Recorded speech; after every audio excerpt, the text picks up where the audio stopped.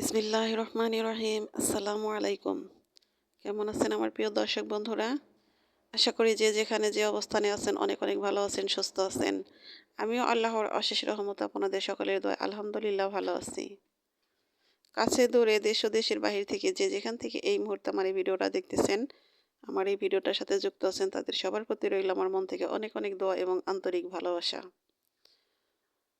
তো বন্ধুরা, ভিডিওর শুরুতে একটা জিনিস চেয়ে নিব, সেটা হলো লাইক। যারা এই মুহূর্তে আমার ভিডিওতে যুক্ত আছেন, আমার এই ভিডিওটা দেখতেছেন, যদি লাইক দিতে ভুলে গিয়ে থাকেন প্লিজ মনে করে একটা লাইক দিয়ে দিবেন।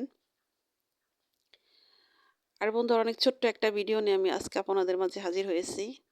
আশা করি ভিডিওটা আপনাদেরকে ভালো লাগবে। তো ভিডিওটা শেষ মুহূর্ত পর্যন্ত দেখার অনুরোধ করছি।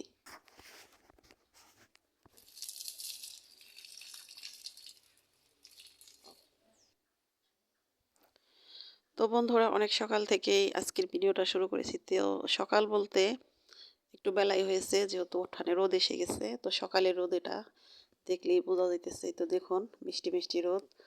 তো সকালবেলা উঠে বাসি গাছ সেরে তারপরে আমি গাছের যত্ন করতেছি। তো গাছের যত্ন তো প্রতিদিনই করি।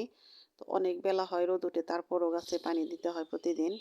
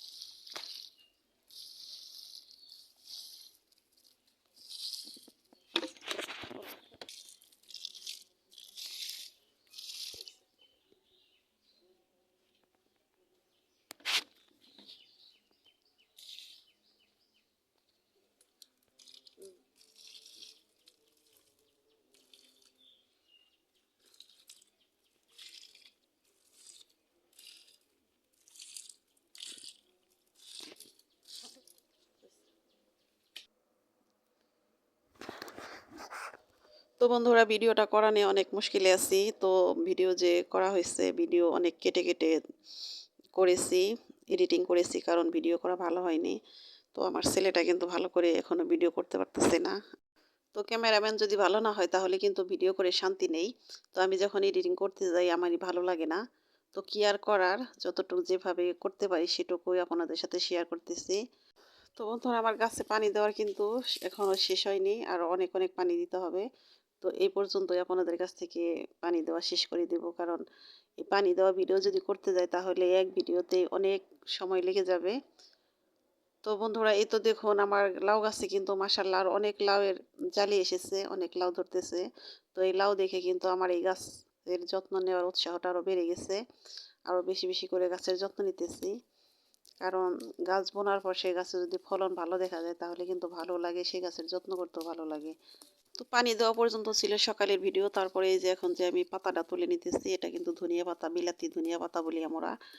এই পাতাগুলো তুলে নিতেছি, রান্না করব। তো এই পাতা দিয়ে আজকে আমি একটু ভর্তা করব, আর হলো মাছ ভুনা করব। তো অনেক দিন ধরে ভাবতেছি যে এই গাছের পাতাগুলো ছিঁড়ে খাবো। তো যেহেতু ধনিয়া পাতা আছে সে কারণে এই গাছের পাতা ছিঁড়া হয় না। তো এখন যদি না ছিঁড়ি তাহলে কিছু পাতা নষ্ট হয়ে যাবে। তো ভাবলাম যে তাহলে নষ্ট করে লাভ কি, কিছু ভর্তা করি, খাওয়া যাবে। তো এই ধনিয়া পাতার ভর্তা খেতে কিন্তু খুব মজা লাগে আমার কাছে। তো এটা কিন্তু 12 মাসই খাওয়া যায়। তো শীতকালে যেহেতু ধনিয়া পাতা পাওয়া যায় তখন আর এটা খাই না। তো এখন যে এই যে ধনিয়া পাতা শেষ হয়ে যাবে তখন আবার এই যে খাবো। সারা বর্ষার সিজন এই ধনিয়া পাতা সব কিছুতেই খাই বলতে, সবজি তরকারিতে দেই, তারপরে ছোট মাছের চচ্চড়ি করি তার মধ্যেও দেই, তারপরে ভর্তা তো করেই, খুব মজা লাগে। তো এই ভর্তাটা করতে আমি এই ভর্তার মধ্যে শুধু পেঁয়াজ আর হলো এই মরিচ দিব গাছের, আমার গাছের কিছু মরিচ তুলেই আমি আজকে এই ভর্তাটা করব। তো এই ভর্তাটা কিন্তু অনেকভাবে বানানো যায়, অনেকে কালো জিরা, তারপরে রসুন, পেঁয়াজ, মরিচ এগুলো দিয়ে বানায়। তো আমি বানাবো হলো শুধু পেঁয়াজ আর কাঁচামরিচ দিয়ে। তো এই যে এখন আমি যে বাটতেছি এটা কিন্তু আদা রসুন আর হলো জিরা বাটতেছি। আমি এই যে মাছটা ভুনা করবো টমেটো দিয়ে। তো আমার সব কিছু কিন্তু গোছগাছ শেষ, রান্নার জন্য আমি রেডি হয়েছি। রেডি হয়ে একবারে বাইরের চুলায় চলে এসেছি। তো এখন আমি পাতাটাকে ভালো করে কাঁচামরিচ, পেঁয়াজ আর এই ধনিয়া পাতা ভালো করে একটু সিদ্ধ করে নেব, কারণ এই পাতাটা কিন্তু একটু ভালো করে সিদ্ধ করতে হয়, তা না হলে কিন্তু বাটতে অনেক কষ্ট হয়, অনেক শক্ত এই পাতাটা। তো পাতাটা সিদ্ধ আমার হয়ে গেছে। সিদ্ধ হয়ে যাবার পর তারপরে কিছু তেল দিয়ে এটাকে ভেজে নিব। তো একটু তেল দিয়ে দিলাম, তেল দিয়ে ভেজে তারপরে এটাকে আমি পাটায় পিষে ভর্তাটা করব। তো আমার এই পাতাটা ভাজা শেষ। এখন এটাকে নামিয়ে তারপরে আমি এই চুলাতে আমি মাছটা ভুনা করে নেব।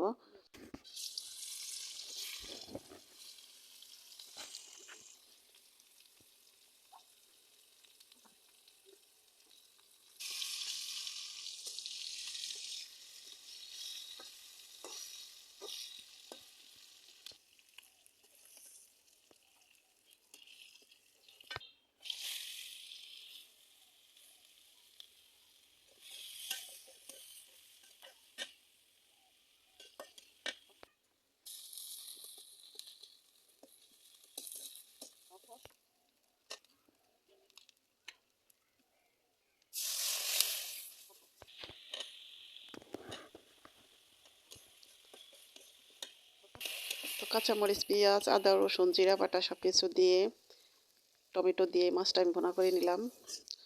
তো বন্ধুরা, জানি না কে বা কারা এখন আমার এই ভিডিওটার সাথে আছেন, আমার এই ভিডিওটা দেখতেছেন। তো বন্ধুরা, যদি ভিডিওটা দেখতে দেখতে লাইক দিতে ভুলে গিয়ে থাকেন তাহলে প্লিজ আবার মনে করিয়ে দিলাম, একটা লাইক দিয়ে দিবেন।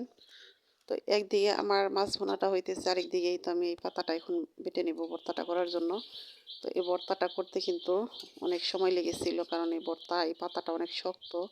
অনেক সময় নিয়ে আমি আস্তে আস্তে করে এই ভর্তাটা করেছি। তো ভর্তাটার কালারটা আমি ভালো করতে পারিনি, কারণ এই ভর্তার মধ্যে কিন্তু আমি লাল মরিচ দিয়েছিলাম। আমার গাছের যে পাকা মরিচ ছিল সেগুলো, ওগুলো দেওয়াতে কিন্তু ভর্তার কালারটা একটু অন্যরকম হয়েছে, সবুজ হয়নি ভালো করে।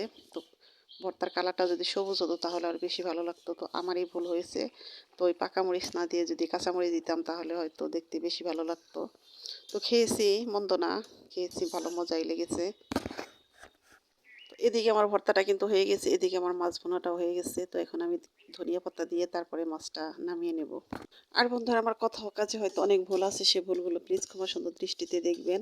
আর আমার এই সাদামাটা রান্না, আমার এই ভিডিওটা কেমন লাগলো অবশ্যই আমাকে কমেন্ট করে জানাবেন।